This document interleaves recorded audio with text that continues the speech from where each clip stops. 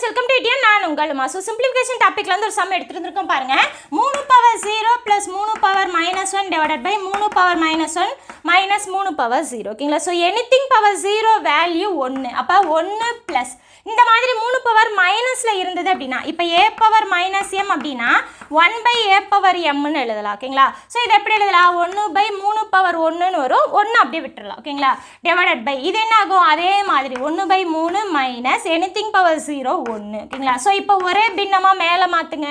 இது கூட பெருக்கி இது கூட கூட்டுங்க. அப்போ 3 + 1 4, 4 பை 3 டிவைடட் பை இது கூட பெருக்கி கழிக்கணும். ஓகேங்களா? அப்போ 1 - 3 -2 பை 3ன்னு வரும். ஓகேங்களா? ஸோ டிவைடட் பைக்கு கீழே டிவைடட் பை இருந்ததுன்னா மல்டிப்ளை போட்டு தலைகீழாக எழுதிக்கலாம். அப்போ 4 பை 3 × 3 பை -2. 3க்கு 3 கேன்சல், 2ஆல் அடித்தா இது 2 மைனஸ் இருக்குது. ஓகேங்களா? அப்போ -2 தான் பார்த்தீங்க அப்படின்னா இதுக்கான ஆன்சர் ஆப்ஷன்